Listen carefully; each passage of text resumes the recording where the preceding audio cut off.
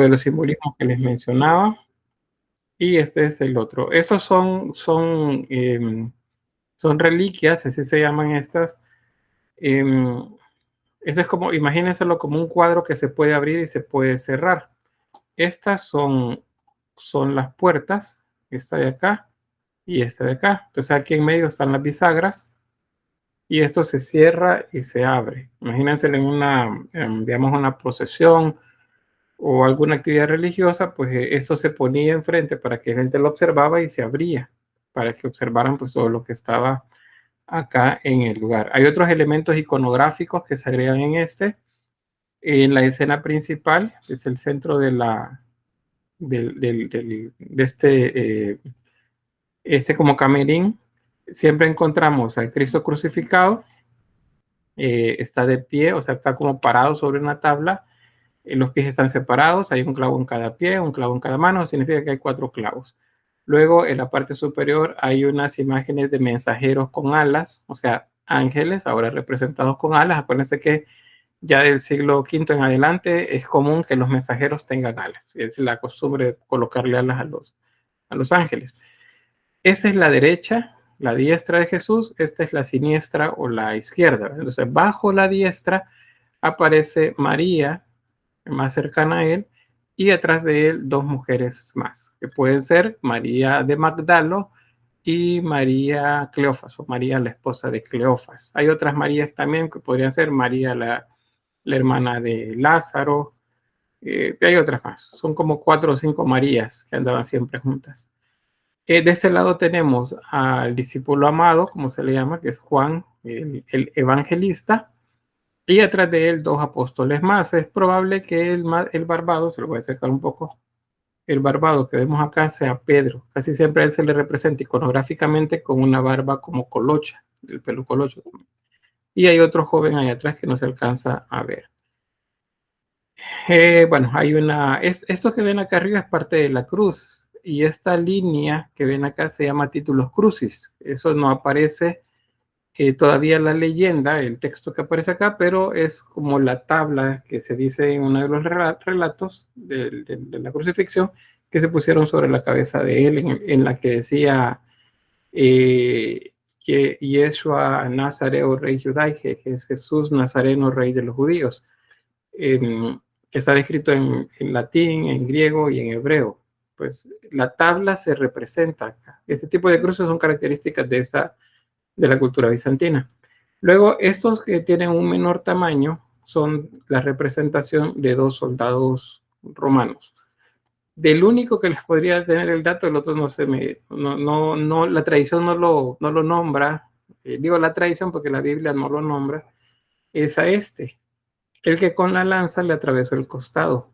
Este se dice que se llamaba Longinus, era un soldado romano. Este también tiene nombre, pero pues no es tan conocido como el otro. Bueno, no hay problema, Aaron. Entonces, esos son los que aparecen por acá. De este lado, a la izquierda siempre de la figura de Jesús. Bueno, ese otro, lo que tiene este soldado es que le está poniendo la esponja con vinagre en la boca. Eso es lo que aparece acá. De este lado, estos 2 probablemente son apóstoles y estos 2 de acá abajo son cargos eclesiásticos, o sea, es probable que sean, ¿cómo se dicen? Obispos, pero probablemente son obispos. De este lado tenemos en la parte de arriba siempre apóstoles, y en la parte inferior el emperador y la emperatriz. Y en medio de ellos tienen lo que se llama la cruz patriarcal, así se llama esta, es la que tiene, pareciera que tiene 2 brazos, ¿verdad? O 2 grupos, o una cruz adentro de otra cruz, pero este palito de acá, estos brazos de acá, lo que simbolizan es esta tabla de aquí arriba, que se llama títulos crucis, se llama. Entonces, eso es digamos, la descripción iconográfica. Ahí les estoy dando la iconografía. Me faltó nada más ahí lo de los textos, porque todos aparecen nombrados.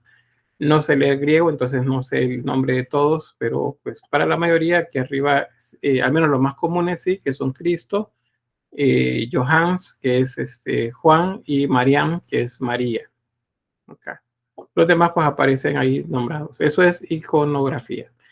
En iconología, pues ya vimos con el otro, solo voy a resaltar un par de cosas, pero por lo demás se acuerdan cómo lo leemos, ¿verdad? A la derecha es el más importante, a la izquierda el menos importante.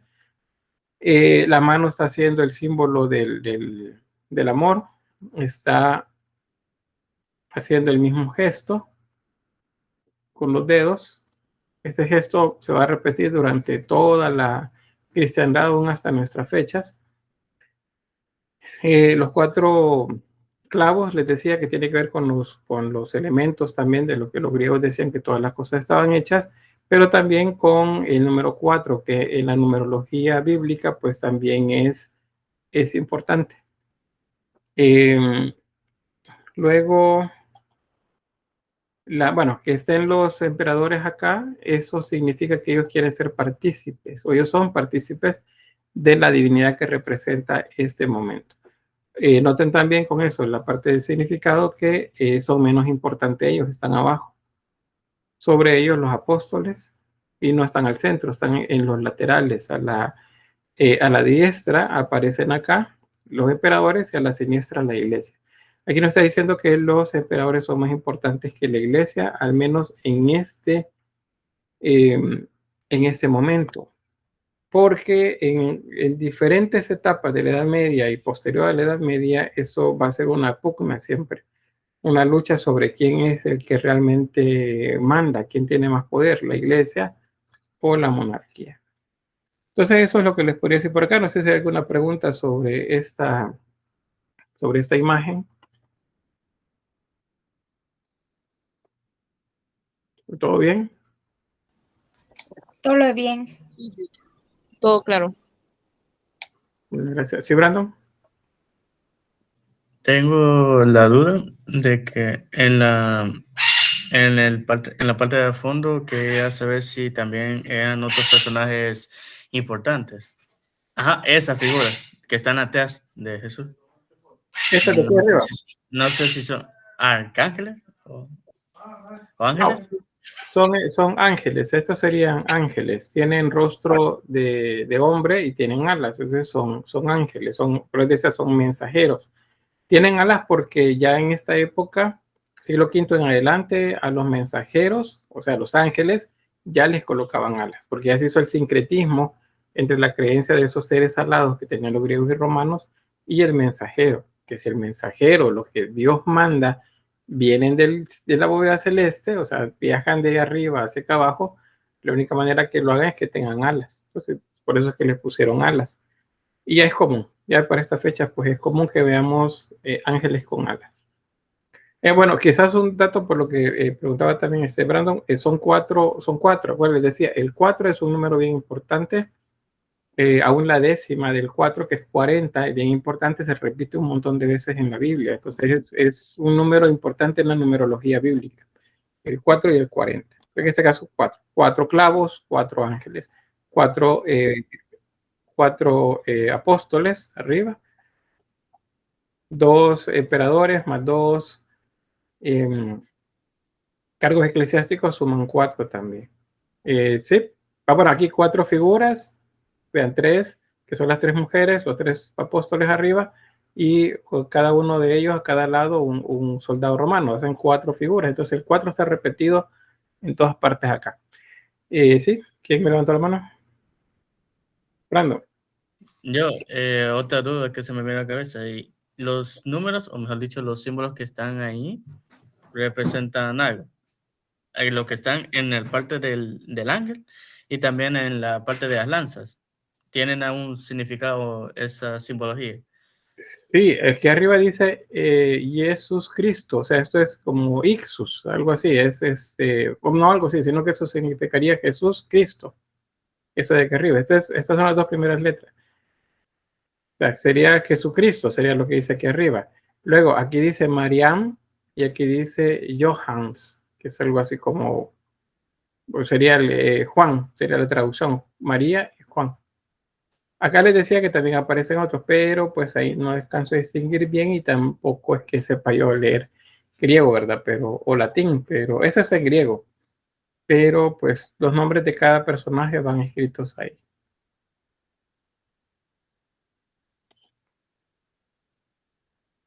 ¿Algo más?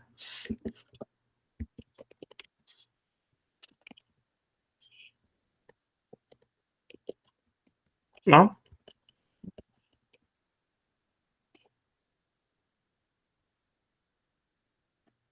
Bueno, entonces vamos a seguir.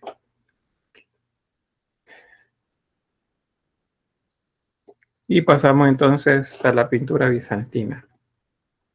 Sobre la pintura bizantina, pues decirles que es siglo VI, cuando ya se puede hablar propiamente de pintura bizantina. Antes es esa etapa de sincretismo entre la pintura romana que se hacía. Ustedes saben que la pintura romana era omnipresente, o sea, estaba en todas partes de los edificios que se hacían, ya sea en los pisos con mosaicos o en las paredes con pinturas al fresco.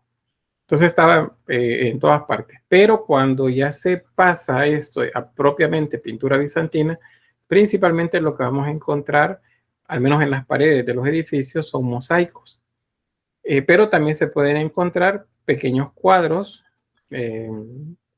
imagínense como de un cuarto de Leyer, por ejemplo, quizás algunos el doble o un octavo, es decir, piezas pequeñas también. A eso se les denomina iconos. Y hay otras más pequeñas, pero me refiero a quizás el doble de una página de papel, va un tamaño carta, para que tengan idea, y a eso se le llama miniaturas. Yo sé que miniaturas uno se imagina cosas bien pequeñitas, ¿verdad? Pero no son tan pequeñas, son un poquito grandes, pero se les llama de esa forma.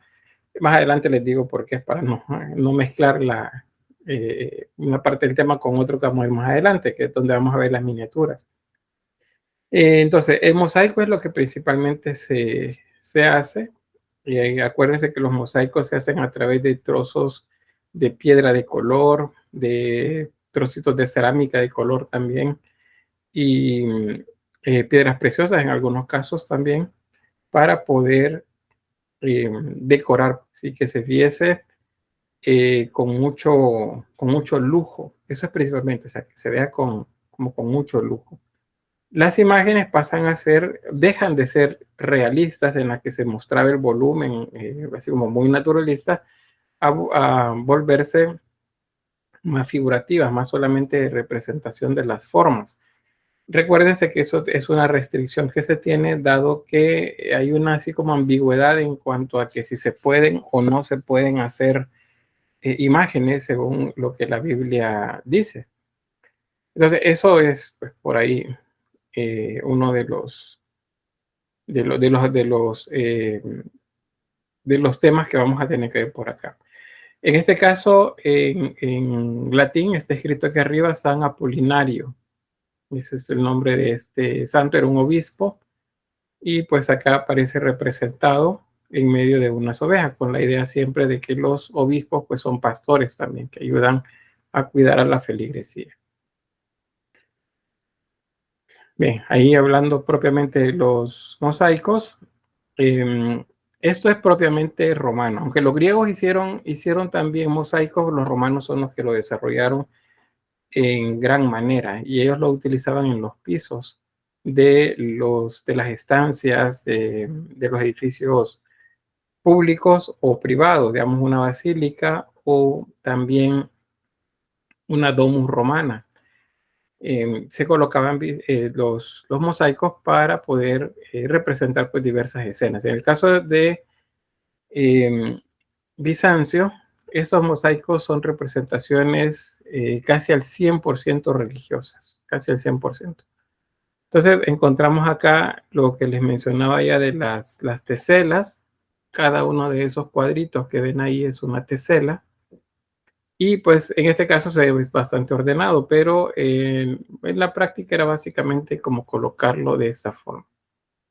Cada trocito es una tesela y el conjunto de ellas son las que forman un mosaico. Entonces, a través de eso podemos ver, digamos a la distancia, podemos observar que en apariencia hay una volumetría provocada porque nuestro ojo junta los colores de esas teselas, de esos trocitos de piedra o de cerámica de colores, y entonces genera la idea de un volumen. Pero cuando lo vemos de cerca, entonces observamos que pues realmente son trozos de material, ¿verdad? Pues de estas piedras, por ejemplo, pueden ser trozos de mármol verde, jaspeado, negro, puede ver lapislázuli también por acá, cerámica esmaltada de colores, pues todo eso es lo que puede constituir una tesela con la cual se hace un mosaico. Entonces, cuando lo vemos de lejos, entonces se observa como si fuese pintado, como si le hubiésemos hecho trazos en los que se mezclaba el color. Pero les repito, pues viéndolo de cerca, pues no es así. ¿Qué otras características tiene? Pues en cuanto a la representación, lo que principalmente se representan son personajes importantes de la vida religiosa y de la vida del monarca. El monarca no, el emperador sería acá, sería la aristocracia bizantina. Acá tenemos, por ejemplo, un mosaico de la emperatriz y pues el séquito que ella tenía atrás. Vean que atrás de ella hay una manera de aureola, una forma que emana esa luz alrededor de ella. Acuérdense que esto se coloca con la idea de mostrar santidad. Entonces, ellos se mostraban de esa forma. Querían que la gente los viera también de esa forma, que ellos participaban o eran parte pues de la divinidad, de los aspectos divinos de pues el cielo. Aquí algunas características, pues las túnicas aparecen con pliegues rectos y paralelos, veanlos acá, se ven bien geométricos, eso se llama geometrismo, se ven bien geométricos, como si los hicieran algunos con regla, bien rectos. Luego se ven como movidos y las capas aparecen recogidas sobre el brazo izquierdo de la figura, ¿ven? La capa está sobre el brazo. Y luego pues se ven, los personajes tienen esa apariencia de tranquilos, majestuosos, están normalmente o viendo de frente o viendo hacia su derecha, hacia el lado derecho, como de 3/4 de perfil.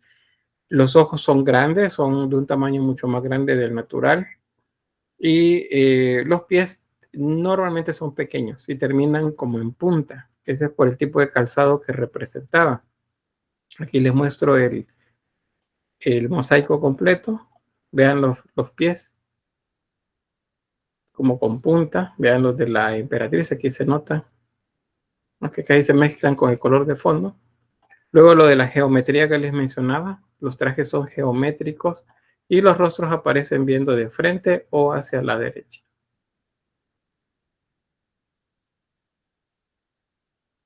Todo esto es hecho con mosaico. O sea, si ustedes ven ahí que aparece como volumen, como si hubiese difuminado color, no hay difuminación. Eso se obtiene con variantes de de las teselas de colores.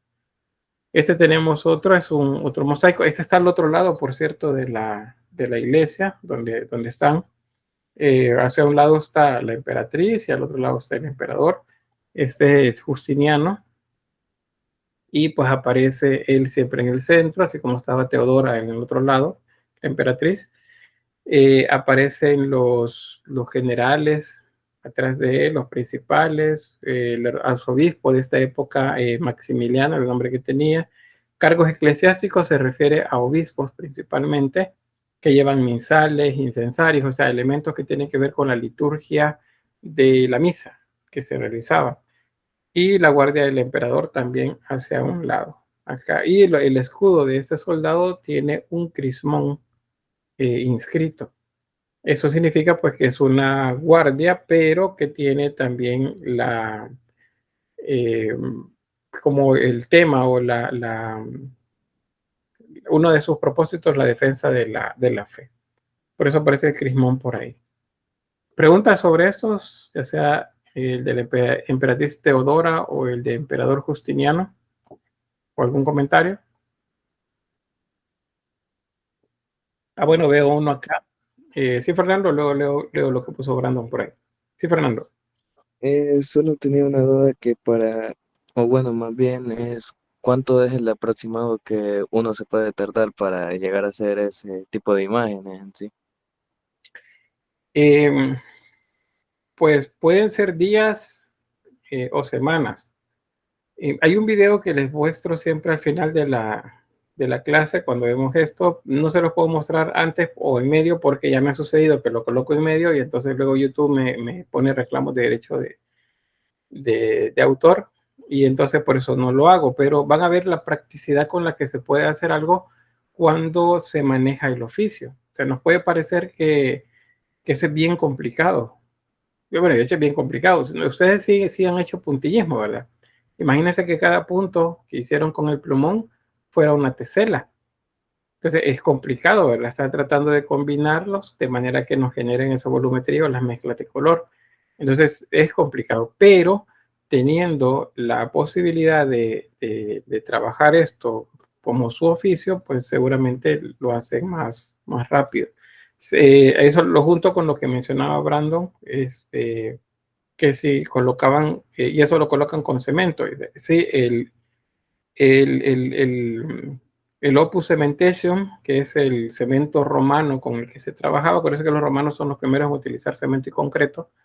Entonces, ellos utilizaban una mezcla y en esa mezcla se iban colocando luego las teselas para formar todo el diseño. Ahora, claro, el diseño estaba ya hecho. Primero hacían como un calco, un dibujo sobre la superficie y lo iban colocando, como que les diga, por ejemplo, van a trabajar la parte blanca y le van a ir colocando las líneas y eh, las teselas que son de colores para generar la degradación y luego o delinearlo primero y luego ir rellenando con tesela en la parte interna de cada color. O sea, hay técnicas para hacer eso, igual con las del emperador Justiniano, es lo mismo. Bien, no sé si alguien más.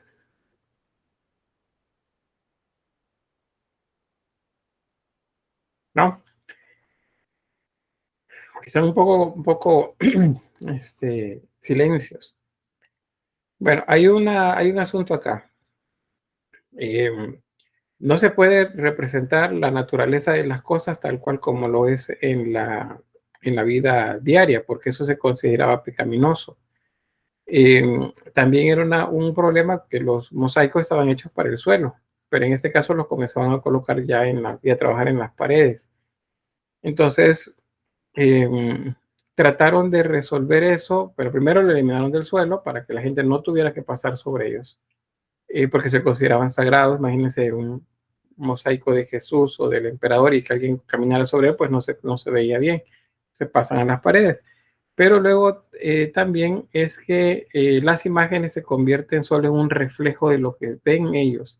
Entonces el diseño no tiene que ser al 100% natural, sino que es solo una representación. Por eso es que se ven como caricaturescos.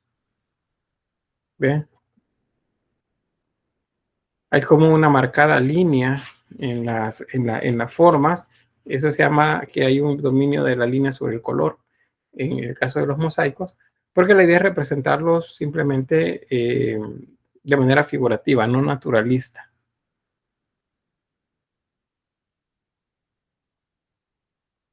Ahí tenemos una panorámica. De este lado que está la emperatriz Teodora y del otro lado está el emperador Justiniano. Si ustedes separan de espalda las ventanas viendo hacia el interior de la iglesia, porque este es el ábside, es el cabecero de la iglesia, si ustedes separan acá con las ventanas hacia atrás, entonces caemos en cuenta de que la emperatriz está a la izquierda y el emperador está a la derecha. ¿Por qué es eso? Porque acuérdense que a la derecha va lo más importante siempre, o lo que se considera más de mayor cuantía o valor. Entonces, por eso, pues, el de la emperatriz va a la izquierda. Acuérdense que es una sociedad patriarcal, la misma sociedad patriarcal romana con el antecedente griego también que se le agregó, pues es bien patriarcal. Entonces, por eso es que eventualmente también la figura de la mujer pues se sigue pues, relegando dentro de la religión y solo son los hombres los que dominan tanto a nivel civil como a nivel religioso. Ese es el mosaico que está en la parte de arriba. ¿Okay? Y ahí tenemos este se le llama Cristo helenizante. Eso significa que parece griego, porque parece un joven griego con la misma ¿qué sería? Apariencia de un joven, es barbilampiño, solo el cabello que es oscuro, pero no tiene barba ni bigote. Otra vez la idea del dios Apolo, el dios Sol, el dios del Sol. Luego tiene una tiara acá, que es como una corona en la mano derecha, y en la mano izquierda sostiene un pergamino que está sellado. Esas líneas que ven acá que lo atraviesan son como cuerdas, son sellos sobre pergamino. Tenemos acá el orbe. Acuérdense que el orbe no es la Tierra, sino que es una esfera que contiene el universo. La parte de arriba es la bóveda celeste, la parte de abajo las aguas interiores y en medio la tierra plana. Eso es el orbe. Y pues aparecen aquí cargos eclesiásticos. Acá hay uno y acá hay otro. Podrían ser el emperador, podría ser un obispo. El obispo está entregando una capilla.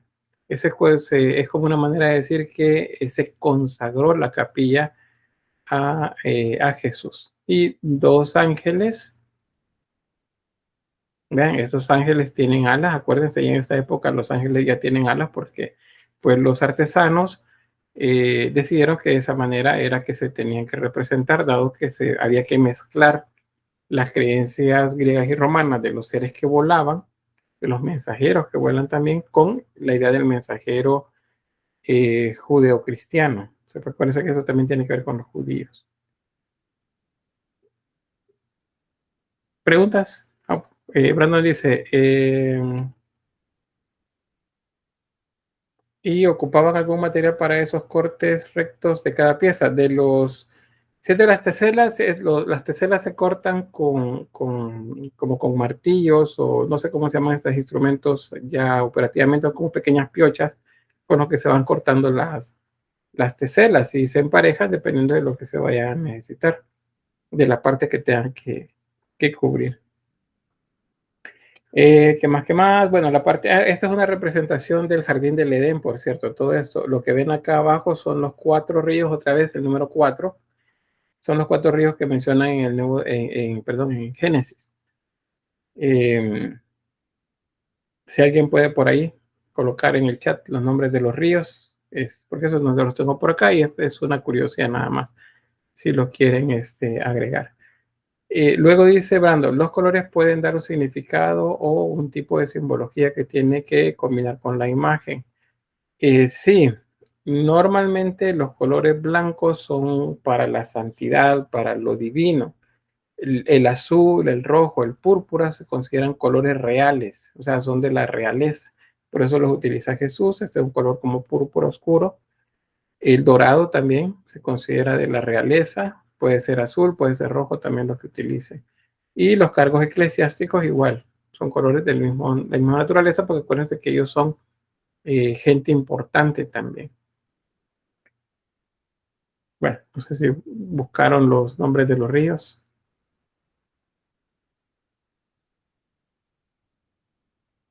Tigris, Éufrates. Bueno, vamos a esperar a que alguien nos ponga por ahí. Cuando se hacen estas imágenes, como son iconos lo que se están haciendo, aunque en el estricto nombre de icono sean pinturas, en este caso que son mosaicos también, que se consideran pinturas, pues están realmente haciendo presente, están convirtiendo una idea nada más en una imagen. Entonces ahí es donde aparecen los llamados convencionalismos. Un convencionalismo es algo que se toma como normal, como propio, digamos, el convencionalismo de la forma en la que se presentan las imágenes. Es un convencionalismo, por ejemplo, para nosotros utilizar zapatos, utilizar camisas, blusas, pantalones, vestidos, todo eso son convencionalismos. No utilizamos otro tipo de vestimenta, sino que esa es la que principalmente se usa.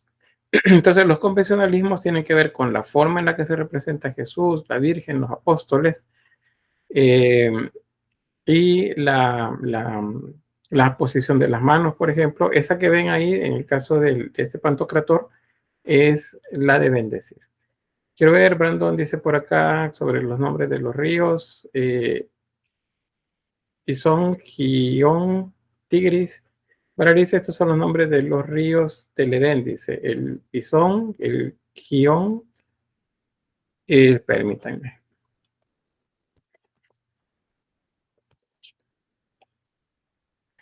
El Tigris y el Éufrates, ¿verdad? Él dice Hiddekel y Perat. Éufrates, me faltó uno, dice. Pues bien, esos son entonces, gracias ahí, los copian para que los tengan por ahí también a la vista. Bueno, vamos a avanzar con esto. Este es otro que tiene que ver con convencionalismo, la representación mariana, cómo se coloca María con el niño en el regazo. Decía que los antecedentes de estos son egipcios y griegos también. Bueno, romanos con la diosa Hera también. La representación de María. Y el emperador y la emperatriz, que estos son Juan II Comeno y la emperatriz Irene, están colocados a diestra y siniestra de ella, o sea, izquierda y derecha. A la derecha, el emperador, a la izquierda, la emperatriz. Bueno, las mujeres van a la izquierda, los hombres van a la derecha. Bueno, en este caso, esa regla no es igual cuando hablamos de crucificado, porque entonces a la derecha van las mujeres, ahí está María, y a la izquierda van los hombres, porque el valor es diferente. Pero si son reyes, son emperadores, los que están representados junto con las emperatrices, entonces los emperadores van a la derecha y las emperatrices van a la izquierda. Esas son costumbres, por cierto, en algunos lugares, en las procesiones de Semana Santa, los hombres van a la derecha y las mujeres van a la izquierda. Eso es, no crean que es algo inventado hace poco, eso es muy antiguo. Bueno, vamos a ver más. Y luego lo que les decía, pues ahí va el texto en griego. Yo no sé leer griego, solo algunos que conozco las palabras, pero en general, pues no sé leer griego. Ahí tenemos Cristo y pues ahí seguramente los datos acerca del emperador y la emperatriz. Este es Constantino IX y la emperatriz Su. Como oferentes. ¿Qué significa oferente? Que están ofreciéndole algo a Jesús. En el caso de Constantino IX le está ofreciendo dádivas, es decir, valores, dinero, oro probablemente. Y en el caso de la emperatriz Su, está entregándole títulos. Ese es un pergamino el que está entregando. Esos normalmente son títulos. ¿Títulos de qué? Pues de las propiedades para la iglesia. Eso es una basílica, por ejemplo, pasa a ser propiedad de la iglesia y la administra la iglesia. Y Jesús pues aparece con la representación más común ya para esta época, que es que tenga barba y bigote, pelo largo, tiene un nimbo crucífero atrás de él, está sosteniendo con su brazo izquierdo, mano izquierda, el libro sagrado, y con la derecha está en actitud de comenzar a predicar. Esa posición de la mano significa que va a comenzar a predicar. Es un símbolo que decía como voy a comenzar, colocar la mano de esa manera. Luego vean que los pliegues son bastante geométricos, no se ven naturalistas, pero sí logran generar la sensación de difuminado a partir de colocar teselas claras y teselas oscuras en la superficie. Y de fondo, pues los tonos dorados.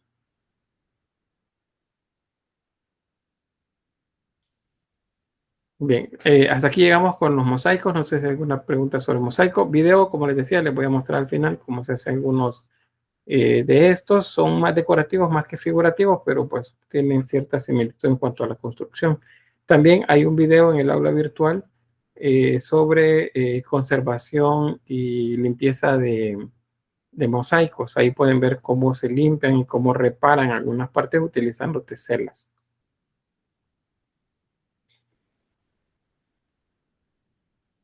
Bien, no sé si María José tiene preguntas. ¿No? Bien, bueno, vamos a avanzar entonces con esto y vamos a los iconos. Vean, los iconos es algo bien importante que los reconozcamos. Con los iconos es que nacen las representaciones que conocemos en la actualidad.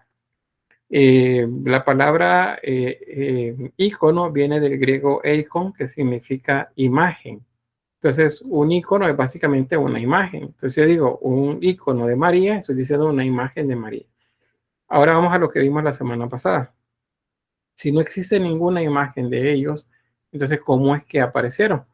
Entonces, es que habían artesanos a los que los clérigos, un obispo, por ejemplo, llegaba y le decía, yo quiero que me hagan una representación de María con los brazos extendidos, como si estuviera orando, con el niño Jesús frente a ella. Quiero que ella tenga un disco de luz dorado atrás de su cabeza, que esté vestida de azul, y se vea pues con mucha espiritualidad. Entonces ya con esas ideas el iconógrafo comenzaba a hacer la representación en la imagen. Si le gustaba al obispo, por ejemplo, la exhibían en el iconostasio de la basílica, y luego otro obispo venía, otro sacerdote, y decía, yo quiero una igual.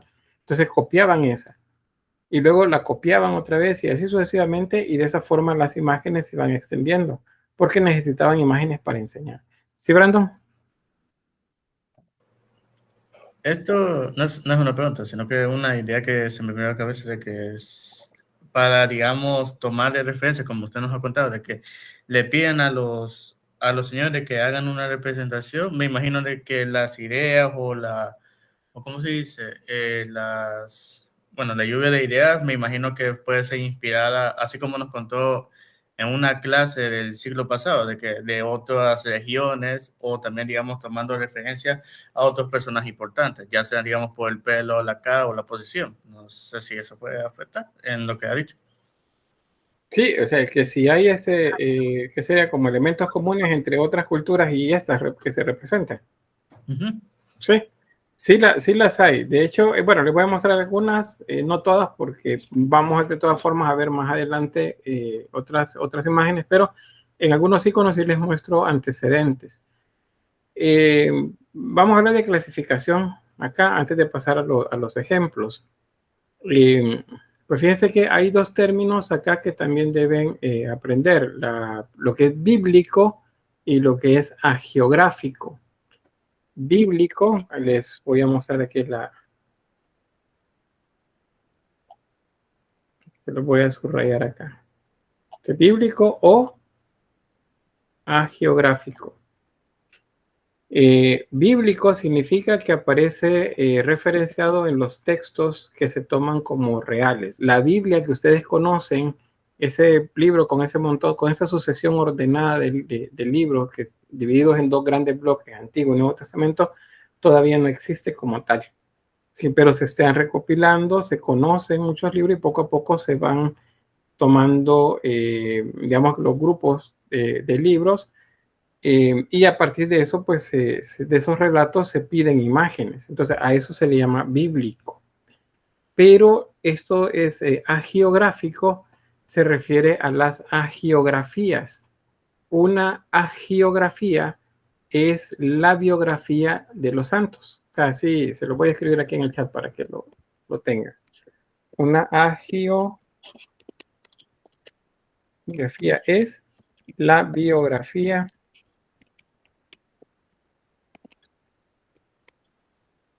de los santos, apóstoles, etcétera. Entonces, una geografía representaría entonces, quizás si lo digo así en buen salvadoreño, ahí está el texto. En buen salvadoreño, una geografía es una biografía exagerada, en la que se muestran o se habla de milagros, por ejemplo, que difícilmente se pueden comprobar, cosas que se pueden comprobar. Entonces, eso es una hagiografía.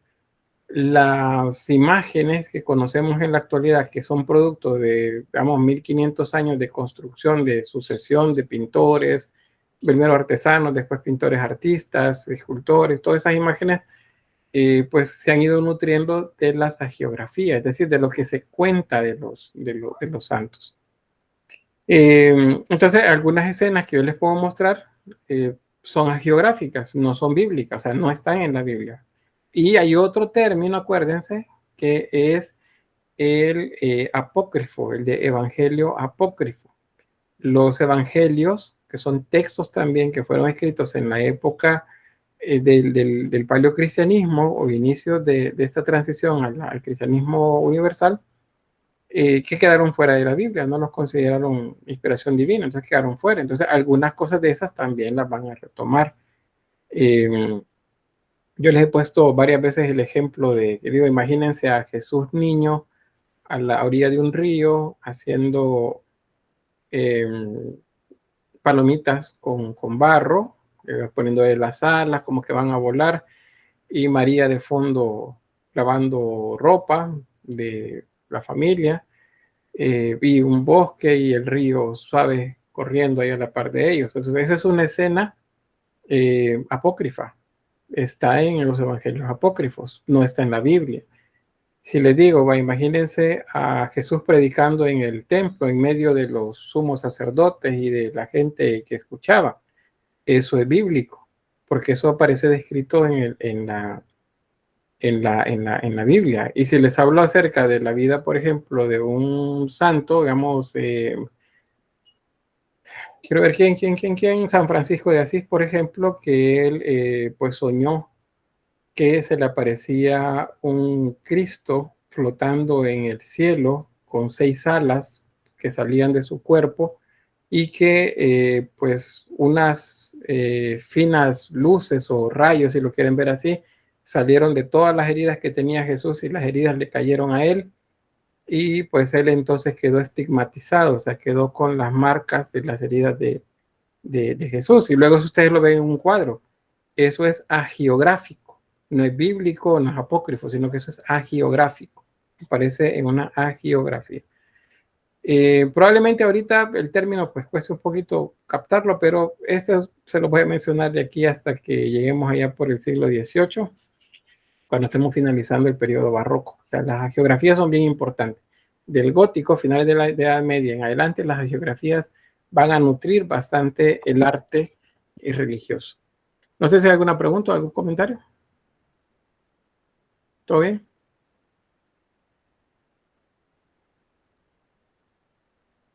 ¿Todo bien? ¿Yulisa? ¿Por qué los evangelios apócrifos no están incluidos en la Biblia?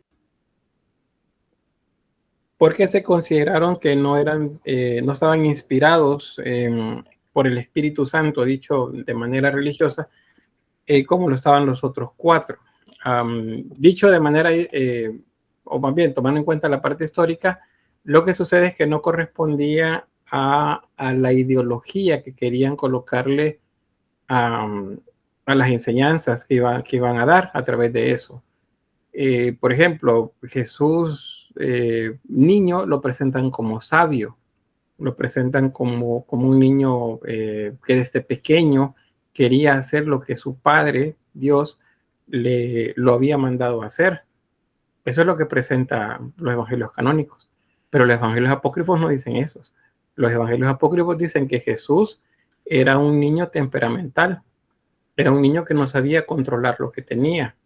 Y entonces, esa escena que yo les he pintado de Jesús haciendo palomitas, llega un niño con otros tantos niños que andaban jugando, porque no solo María estaba lavando, sino que habían otras madres más lavando en ese río y habían otros niños jugando. Entonces un niño iba pasando y pues le pateó las palomitas.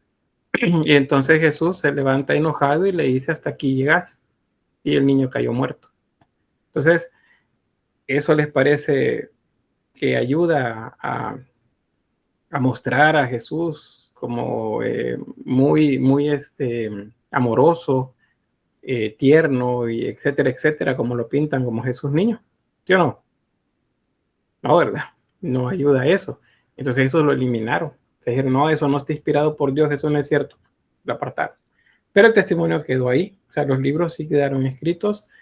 Hay otras cosas que la cristiandad acepta más fácil que eso que les acabo de mencionar, y es lo relativo al ciclo mariano, por ejemplo. Pero del ciclo mariano les voy a hablar más adelante. Solo decirles que hay cosas que de los evangelios apócrifos que las aceptan más fácilmente que otras, pero en general no los tomaron en cuenta porque pues los vieron como como alejados de las enseñanzas de la corriente principal cristiana que se estaba formando. Por eso fue que los dejaron fuera. Y fueron un montón, fueron un montón. No significa que no los conocieran. Siempre estuvieron por ahí. Y mucho de eso los artesanos lo conocían, los sacerdotes lo conocían. Y entonces por eso es que aparece en las obras de arte. Porque era un conocimiento que ahí está. Yo sé que para ustedes es como nuevo, ¿verdad? Que les diga eso. Pero es que el conocimiento ahí está. Lo que pasa es que no nos dicen eso. Porque quieren que nos concentremos en los libros canónicos, o sea, los que sí se aceptan, no en los que no se aceptan. Eso dicen, no, eso son mentiras, esos son falsos, son inspirados por el diablo. Bueno, en esta época no se habla de diablo, porque simplemente el diablo no es necesario en este momento, no existe. Verán que no les voy a mostrar ninguna imagen del mal en esta etapa, porque simplemente no la necesitan, están centrados en la representación de lo divino nada más. Bueno, no sé si estamos bien con esta parte. Si no, pues avanzamos.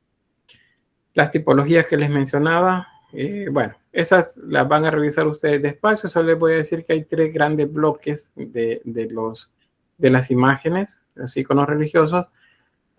Por ejemplo, los que representan a Dios, esos son teofánicos. Principalmente en esta etapa corresponden a símbolos. No vamos a ver la imagen de ese Dios de pelo blanco y de barba blanca, así como muy fornido, que se ve poderoso. No la vamos a ver. En esa etapa no existe. Pero sí hay símbolos de él. Los iconos marianos, una variedad bastante amplia. Yo les voy a mostrar un par por ahí, pero no, al final no todos. Los agiofánicos, que les decía que esos son representaciones de los santos, tienen que ver con las agiografías de los santos. Por estructura, los iconos, pues, por estructura, es decir, por cómo están hechos. Puede ser de una sola imagen, puede ser de una imagen, como les decía, como un mueblecito que se abre y se cierra, y puede tener 2 lados también, o sea, una pintura a un lado, otro lado, a la parte de atrás otra pintura, y se movía dependiendo de lo que necesitaran en la liturgia.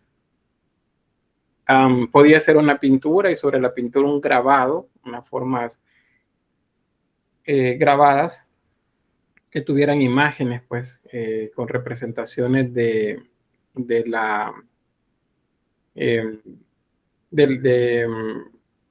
símbolos religiosos siempre, pero que dieran la idea de dinero, de mucho dinero, o sea, de lujo, esa es la palabra, de lujo.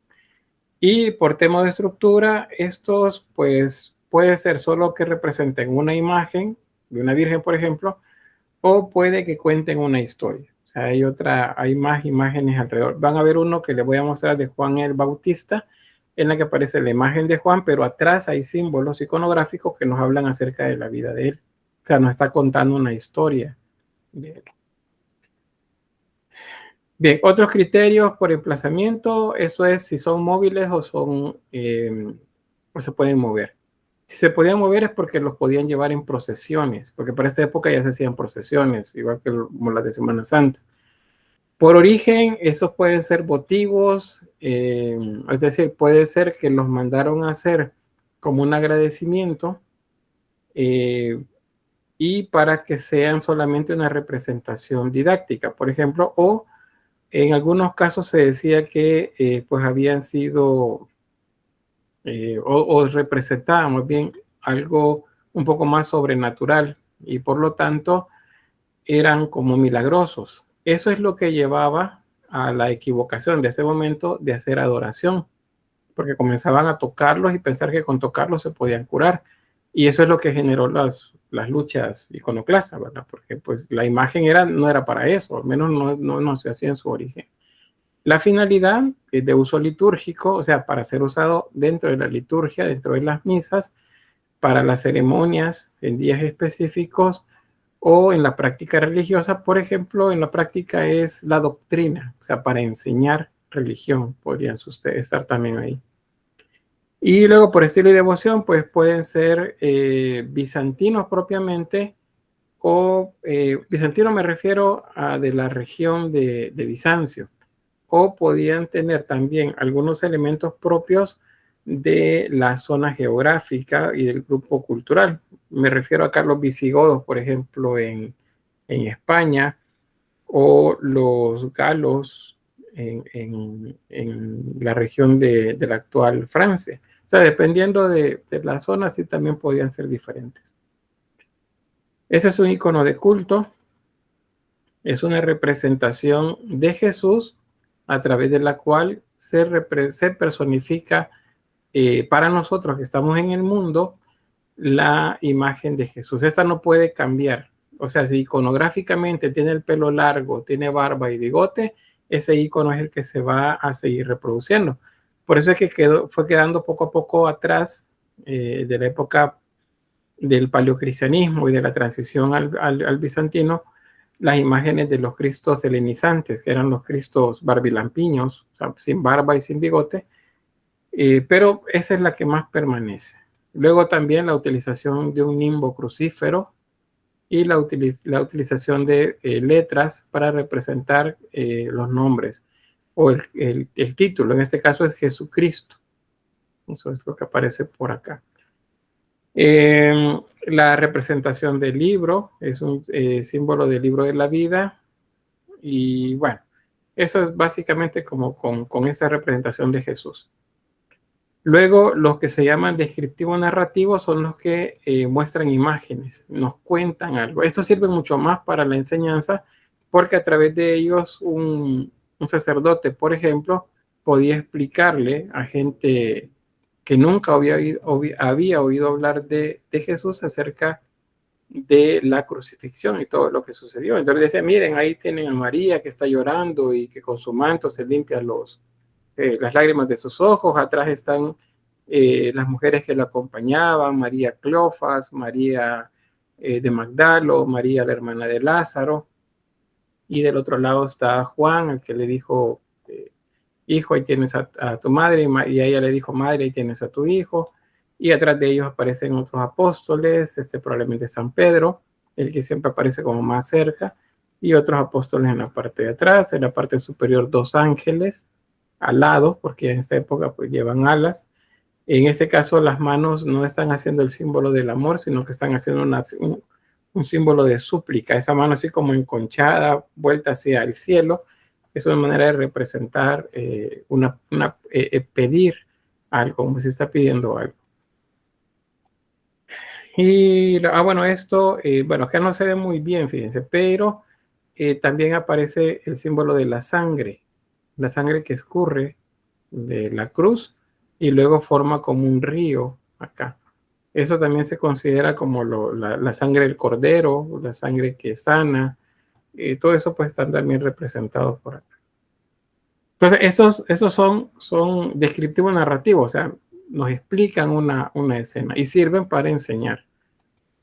Los de devoción, esto es lo que se consideraban como representaciones de santos, y estos servían como la representación nada más de ellos, que eventualmente resultaban en que se utilizaban como para adorar y no para venerar.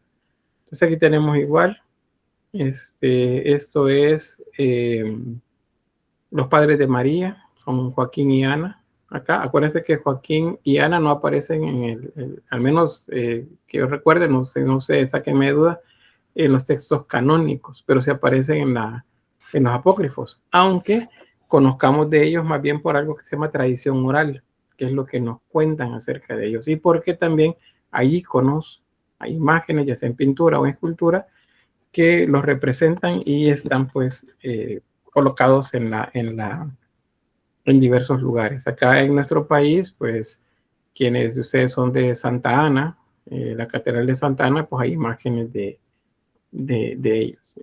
Ahí están, y bueno, hay toda una historia alrededor de ellos que pues en su momento vamos a conocer. ¿Quiénes eran los que pintaban eso? Pues usualmente ya adentrado el periodo bizantino, es decir, ahí por el año 1000, pues son los monjes los que lo hacían. Los artesanos pues ya eran pocos, eran más bien monjes dentro de los edificios, quienes tenían habilidades artesanales ya sea en la pintura, por ejemplo, ellos se dedicaban a hacer las imágenes. O sea, es decir, ellos podían hablar con sus superiores, contarles una visión que habían tenido, por ejemplo, y luego eso era lo que plasmaban, ya con la autoridad de su superior. Y a partir de eso se hacía la imagen. De nuevo dos ángeles. Bueno, hay un dato que ven acá. Las manos están en actitud de petición, de rogar al cielo. Los ángeles están llorando, miren.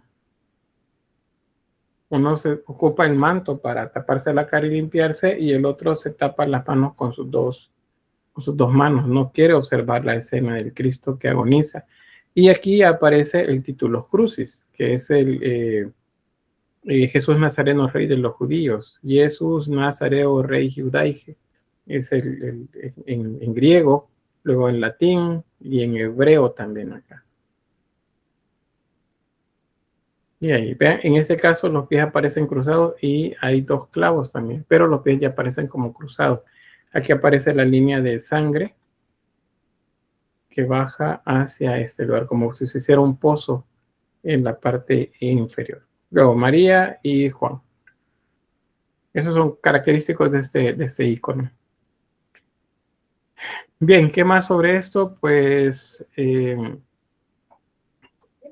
trataron de imitar también de alguna forma la estética griega y romana, al menos lo que recordaban o lo que veían en algunas de las imágenes que todavía pues, podían estar al acceso de ellos, y pues se trataba de hacer como la imitación. Luego, en ese contexto en el que las imágenes están construyéndose, se están pintando, se están haciendo y salen los envían a diferentes lugares para que veamos en un pueblo, en una aldea cerca de las montañas, pues tengan una imagen a través de la cual el obispo o el sacerdote pueda explicar acerca de la imagen o del pasaje bíblico a la gente que no puede leer. Y acuérdense que no hay libros todavía, el libro todavía no existe como tal. No hay libro, todos los libros, me refiero al libro sagrado. La Biblia no existe como tal todavía. Entonces las imágenes suplen esa necesidad que tienen. En ese contexto, pues viene el enojo de algunos, la molestia de grupos de sacerdotes que también apoyados por feligresía están en contra de las imágenes, porque pues hay una prohibición de las imágenes. Pero hay otro grupo que dice que no, que sí las permite. ¿Por qué? Porque en diferentes momentos le pide a Moisés, por ejemplo, o a otros patriarcas o profetas que hagan imágenes. Entonces sí lo permite, cuando es en función a algo específico. Entonces dicen, no, es que dice que no te hagas. Entonces, eso es lo que desató ya algo que les adelantaba en la semana pasada, que son las guerras iconoclastas. Entonces, las guerras iconoclastas son guerras que llevaron durante mucho tiempo a las luchas entre los mismos católicos, cristianos católicos, porque es el único cristianismo que hay en este momento.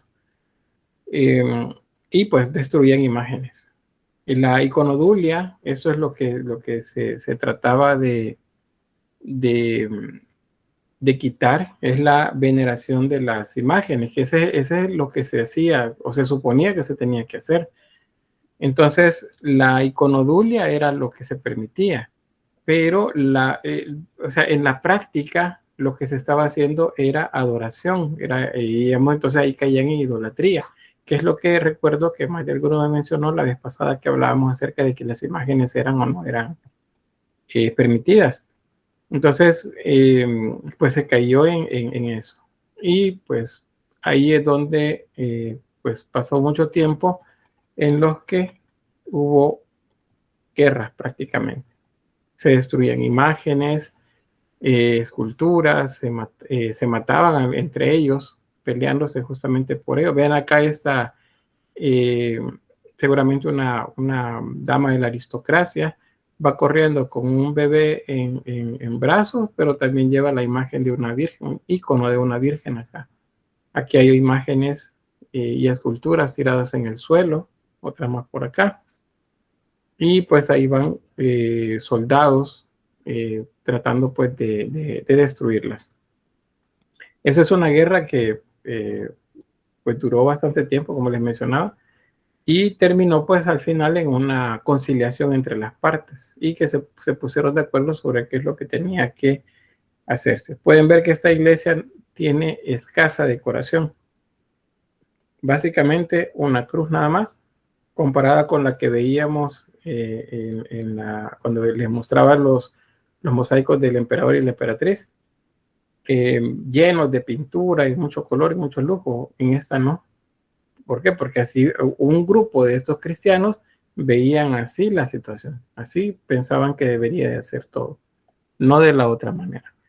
Pero pues pasó un tiempo de reflexión a nivel teológico, a nivel de discusiones en las que se reunían los principales y hablaban entre ellos para discutir qué es lo que se podía o no se podía hacer. Y también la feligresía, porque la gente también tomó pues, partido con esto. Al final hubo una conciliación, como les mencionaba, en la que pues se dijo que ya no se debía de llegar al punto de adoración, sino que las imágenes tenían únicamente permiso para ser veneradas. Y eso es como que ustedes tengan la fotografía de un familiar que ya falleció en casa. O sea, la imagen debe de servirle, según lo que se estableció en aquel momento, solamente para recordar a un apóstol, a una santa, a un santo, que son mártires, porque los mataron en la defensa de la fe, pero no representan a ese personaje como una persona real. O sea, eso es como que nosotros diríamos actualmente, es solo una fotografía, no es la persona como tal, sino que es una representación de que nos puede motivar. De repente, pues, ha fallecido un familiar nuestro y de repente pues, viene otro pariente y nos dice, miren, les voy a dar esta fotografía. Entonces, ver la fotografía de la persona difunta nos conmueve. Entonces, algo así es lo que se esperaba que se hiciera. Y ahí quedó ya, digamos, en paz el asunto con esta guerra o luchas iconoclastas. Hubo una emperatriz que tuvo un marcado ahí interés en que eso se solucionara porque se estaba dividiendo la iglesia. Bien, ese es otro símbolo. Ese es lo que les mencionaba, la cruz patriarcal, es este símbolo que ven acá. Entonces, si ven este símbolo en diferentes iglesias o algunos de los iconos que vamos a ver, este se llama cruz patriarcal. No se utiliza mucho en el cristianismo occidental. Esta es más el cristianismo oriental o la iglesia cristiana ortodoxa. Esa es la que más lo utiliza en nuestro tiempo. Esa que ven por ahí. En algunos casos lleva la palabra Nike escrita aquí arriba. Acuérdense que Nike significa victoria en griego. Entonces es una cruz de la victoria, digamos, el símbolo.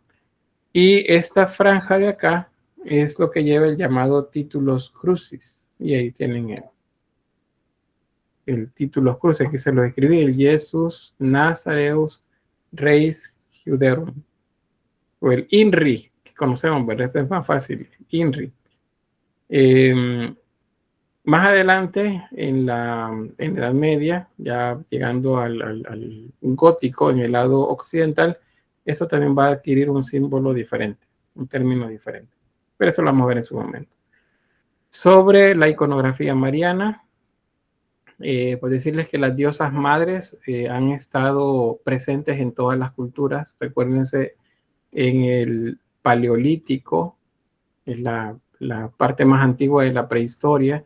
En el Neolítico también aparecían las figuras de las diosas madres que tenían los rasgos sexuales exagerados porque eran un símbolo de fertilidad.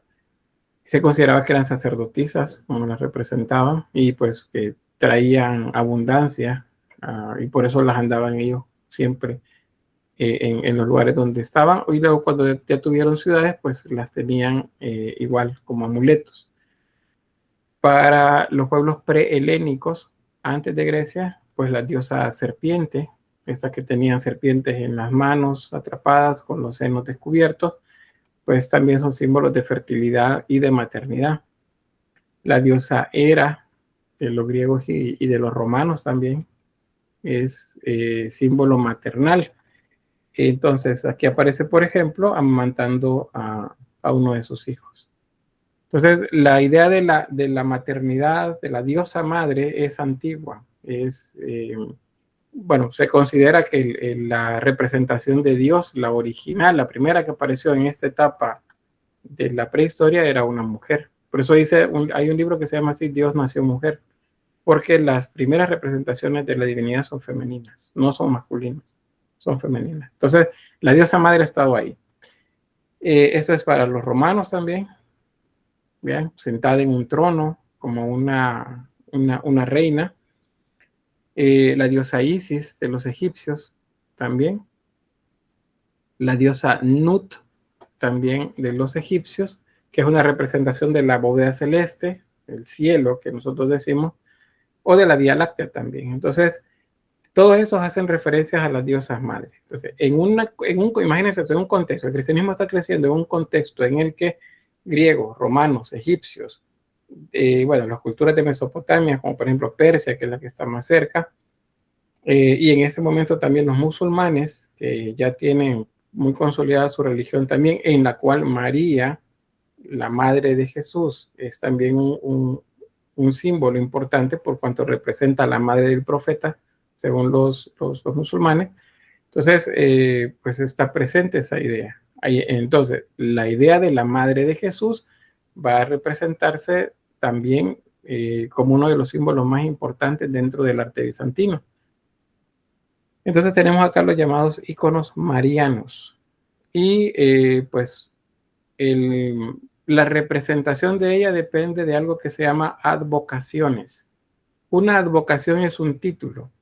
Si les digo, por ejemplo, ustedes han visto la Virgen de la Asunción o la Virgen del Tránsito, o creo que otra, la Virgen de Fátima, Virgen de Guadalupe. Entonces, todos esos nombres son advocaciones, o sea, son títulos de la misma figura que sería María. Entonces, hay varios grupos sobre esto. Por ejemplo, tenemos la llamada Theotokos, ese es el nombre, y esa representa a María como madre. Hay un dato que quiero que vayan viendo acá, y es la representación de los niños. Ven que los niños parecen ya grandes, como adolescentes o adultos. No aparecen como bebés. Entonces, ese es un dato que ya les voy a mostrar. Bueno, aparece María entonces en un trono, rodeado de dos ángeles. Esos ángeles son femeninos, por cierto, más bien parecen unas Nike, pero en este contexto se consideran ángeles. Y vean, sentada en un trono, los colores rojo y azul, símbolos de la riqueza. Esta se llama Galactotrofusa, y la Galactotrofusa es también llamada Virgen de la Leche. Esta es un icono que muestra a María como madre. Ella está dando de amamantar a Jesús. Y aquí les hago una pregunta. ¿Habrán visto ustedes en algún lugar imágenes de María amamantando al niño Jesús? Bueno, quienes tengan más familiaridad, ¿verdad?, con las pinturas o las esculturas de la Virgen. ¿Habrán visto alguna en la que María aparece amamantando al niño Jesús? No. Brandon, María José dice no. Diana, dígame.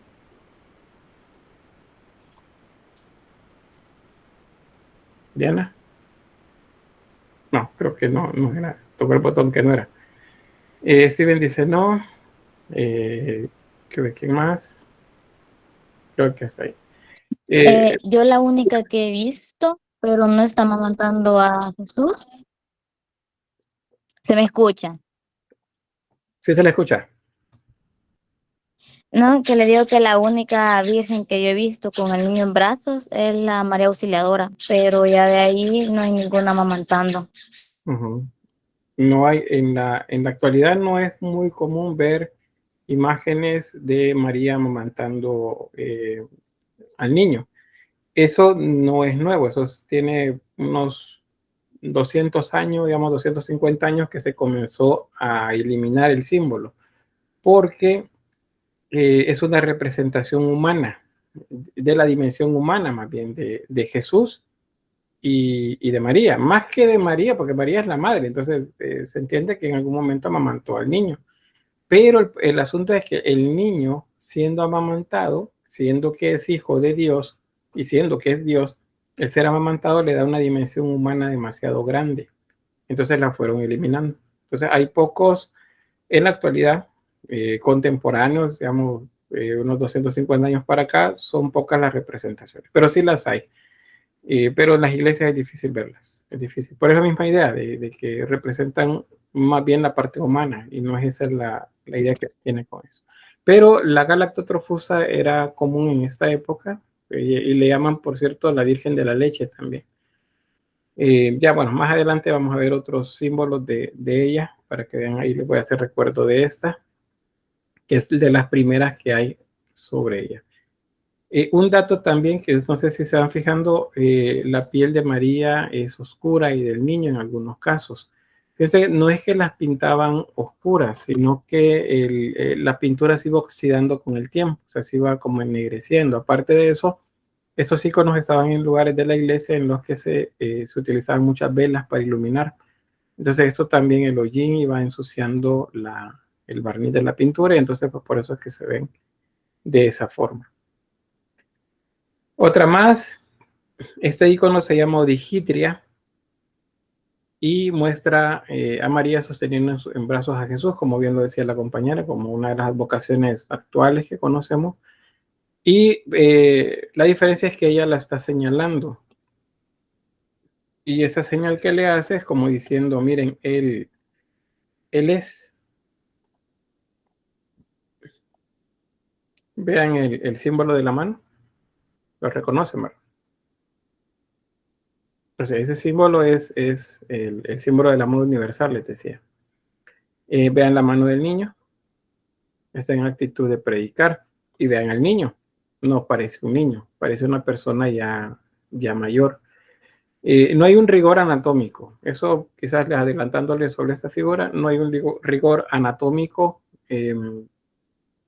Quienes hacían eso sabían que un niño pues era pequeño, pero no es que utilizaban modelos para hacer las imágenes, entonces lo que hacían era a partir de su memoria pues colocaban las imágenes. Y una también idea de hacer a un Jesús como un bebé, así como las imágenes de los amores que veíamos en el antecedente griego y romano, no era común y no se consideraba como correcto. Entonces la imagen de Jesús se añeja, se hace como un niño más grande o como un adulto en algunos casos.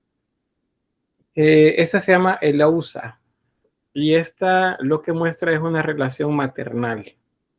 A María como protectora y al niño como pues también cariñoso con su madre. Si se fijan, el rostro sí se ve en este caso como si fuese de un bebé, pero el cuerpo no es de un bebé, es un cuerpo grande, no corresponde a la anatomía, la cabeza es muy pequeña. Igual la cabeza, el rostro de María comparado con el tamaño de la cabeza y la posición tampoco es natural, pero les recuerdo, eso es parte de la idea de que no se puede representar las cosas así como muy naturalmente. Vi que alguien por ahí ponía caritas riéndose, pero pues aquí el asunto es serio, no es de risa, porque es una necesidad que tienen ellos, dado el problema con los iconos, con la iconoclastia, con la gente que no está de acuerdo con las imágenes. Si se acuerdan, les mostré hace un momento el antecedente egipcio, la diosa Nut, que es esta diosa que está cubierta todo su cuerpo de estrellas. En el caso de María, el manto comienza a colocársele de color azul y se le van agregando estrellas.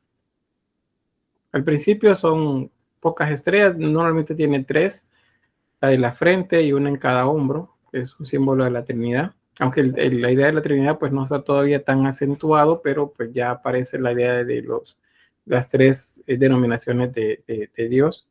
Entonces por eso aparece por ahí. Esta se llama Platipera y esta es la Virgen Orante, le llaman, o Virgen del Signo. ella está en actitud de oración, pero tiene los brazos abiertos y en el centro de ella, como un disco, aparece la representación de Jesús también otra vez. Luego tenemos otra más, la Nicopodia. Esta es la Virgen entronizada. Esa es como decir la Virgen Reina, aunque el término de la Reina del Cielo no es de esta época, ese es posterior, pero sí como la Reina. Y el niño, ¿ven? La apariencia de un niño pequeño, aunque el cuerpo es de un niño mucho más grande. Y ahí el trono. ¿Por qué el trono parece que se está cayendo? Porque ellos no conocen de perspectiva todavía. No hay idea de perspectiva por acá.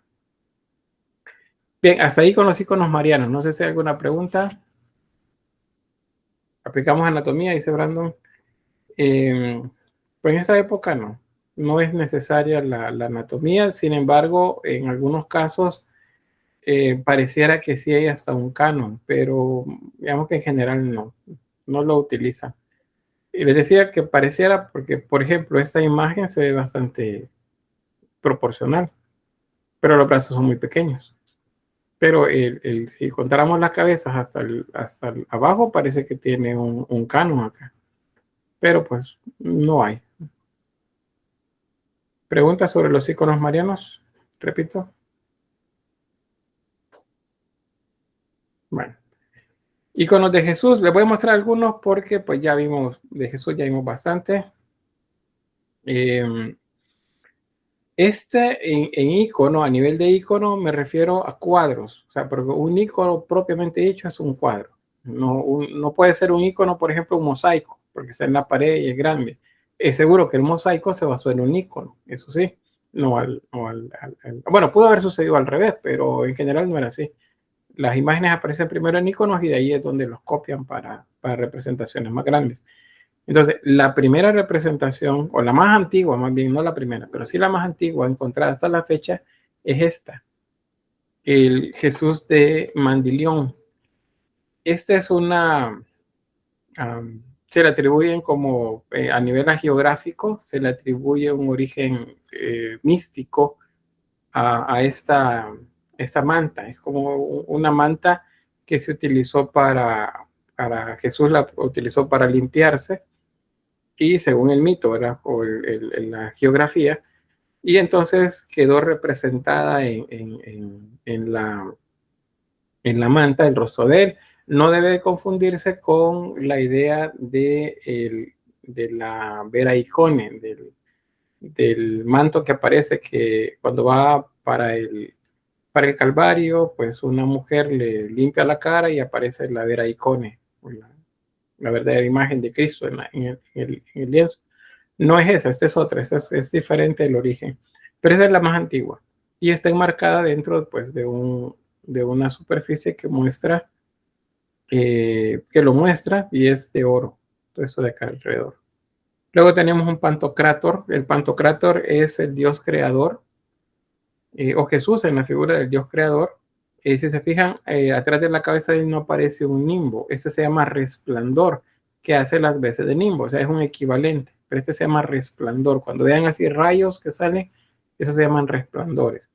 En algunos materiales los van a encontrar como aureolas también, pero, o sea, en general podrían decir es una aureola porque tiene la forma de un resplandor alrededor del cuerpo, pero como se concentra atrás de la cabeza, entonces le decimos propiamente resplandor. Y tiene 3 acá como diamantes, que son símbolos de la cruz. Se entiende que atrás de él hay uno más, entonces vemos una cruz, pero visibles hay 3. Acuérdense que el 3 es un número que luego va sustituyendo al 4 en la numerología de la bíblica aplicada al arte. Es por la idea de la Trinidad Santa, que cada vez va ocupando más espacio también. Con la mano derecha igual en actitud de oración, de bendición, y con la izquierda sosteniendo el libro sagrado. Todo lo que ven alrededor es metal, es plata y oro, y la pintura está atrás, es como si tuviera un contramarco, donde solamente se ve la parte de la pintura. Colores rojo y azul, símbolos de la nobleza y de riqueza. Otro símbolo de Jesús común es el de la crucifixión. Acá acuérdense que la iconografía es la misma. Cristo crucificado con 4 o 3 clavos, eso varía, no es igual siempre, en este caso tiene solo 3. Hacia la derecha de él está María, junto con María Cleofas, María de Magdalo y María, la hermana de Lázaro. Y del otro lado aquí tenemos a Juan el Bautista, pero Juan es el evangelista y un soldado romano, y el soldado romano le está haciendo un gesto a Jesús. ¿Qué gesto le está haciendo? Creo que se alcanza a ver ahí porque está un poco difuminado con el fondo. ¿Qué gesto? ¿Sí, Brandon? Está haciendo el gesto de simplificación, ¿no? No. ¿Demonio? No sé si eso sea correcto. No. No. Claro. Gracias. ¿Alguien más? Acabamos de estar viendo ese símbolo. Y vimos en la clase anterior.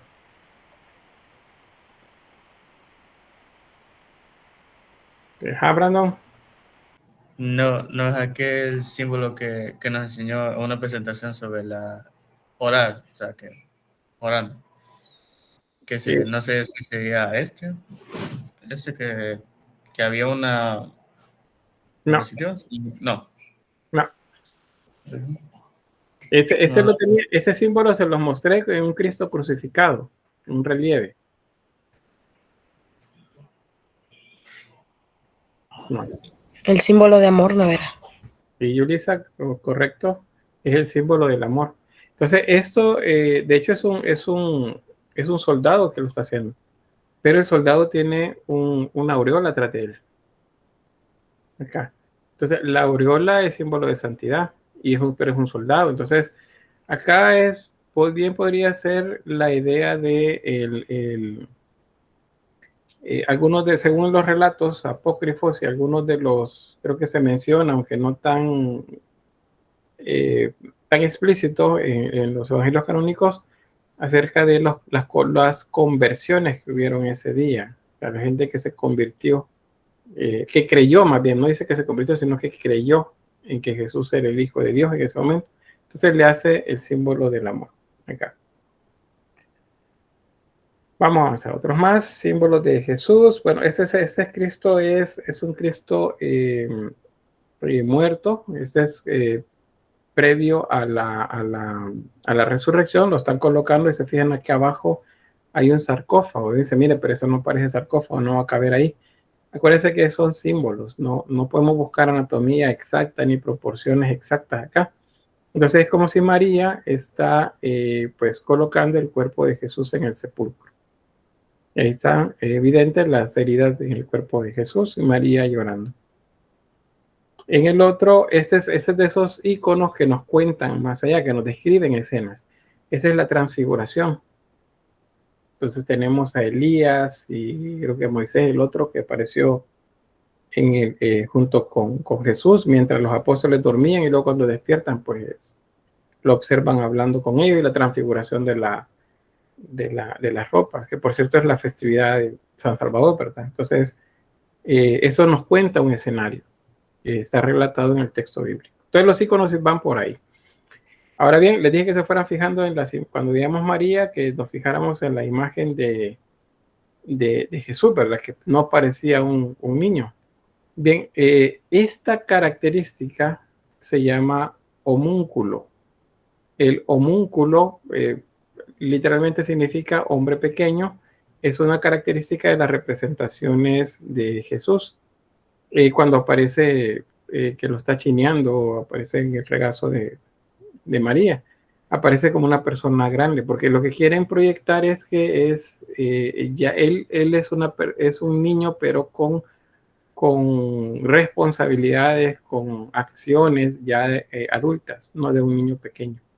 Entonces por ejemplo, si se fijan la cabeza, hasta bien podría haber sido el retrato de alguno de los monjes que pintaban estos iconos, o de los de los que se dedicaba, del iconógrafo que hacía eso, porque vean, esto es calvicie, acá, no es otra cosa. Entonces, bien podrían ser retratos aún, y la proporción de ellos es grande, porque no quieren representar a un bebé. Aparte de eso, pues no hay como conocimientos anatómicos tan exactos como para poder hacer al niño, ni tampoco hay cánones de medida que representen al niño pues de ese tamaño. Bien, otros iconos. La de Dios que les mencionaba, esta es una representación de Dios. Ustedes ven ese círculo del cual sale una mano, independientemente de la posición que tengan, este parece que va a bendecir. Lo que sí tienen que ver siempre es que es una mano derecha. Nunca va a ser una mano izquierda, porque acuérdense que la derecha representa las cosas positivas, lo bueno. Entonces, a eso se le llama Dextera Domini. Ese es el nombre. Dextera Domini, la diestra de Dios. Este es un símbolo de Dios. Dios no es representado en su origen como una persona mayor, como un adulto mayor, sabio, con barba blanca y pelo blanco, en actitud así de mucho poder, que es como una idea más bien de Zeus o de Cronos, aplicada pues a la figura de él. No, son imágenes de manos, se llama Dextera Domini, es el símbolo de, no aparece todavía, el de Dios. Y este es otro icono, este es San Juan Bautista, le llaman también a él el precursor, y en este caso la iconografía de él, la original, la que aparece en este momento, es de un nazareo. ¿Se recuerda a alguien que era un nazareo?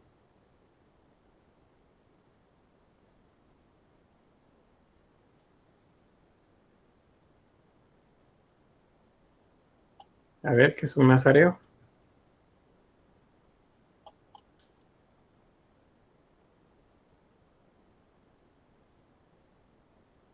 Katie y luego Yulisa.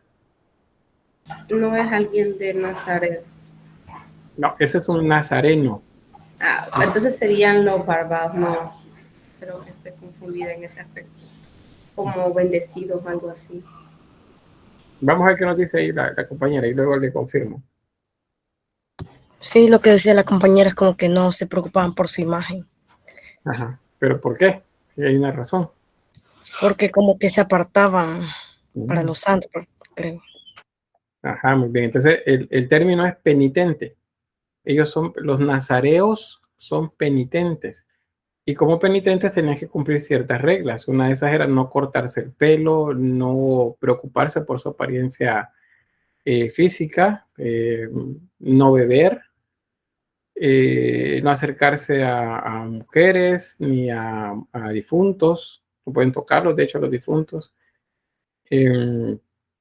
Comidas tampoco lujosas ni nada que tuviera que ver con digamos, la vida común de los demás. Era una persona apartada y por lo tanto tenía que vivir con lo mínimo. Entonces, él sí era un nazareo, Juan el Bautista. Entonces lo representan de esa forma, vean, se ve como despeinado y la ropa se ve como andrajosa, como sucia. Igual el tono de piel que le hacen él oscuro, es como si no fuese alguien que cuida de su apariencia. Esta otra, acá hay un símbolo adicional. Vean, en la barba y bigote, todo despeinado. Aparece aquí abajo, aparece una como piel, y encima un manto verde. Solo que este tiene alas. ¿Por qué tiene alas si es Juan el Bautista? Porque le están dando, el iconógrafo lo que hizo fue colocarle las alas de un mensajero.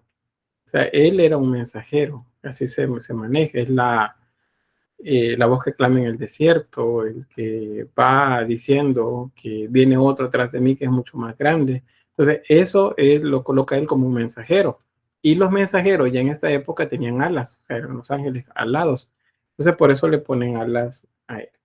Luego, lo que les mencionaba hace un momento, no hace un ratito ya, que los iconos también nos cuentan historias. Entonces, en este caso nos cuentan la historia de él.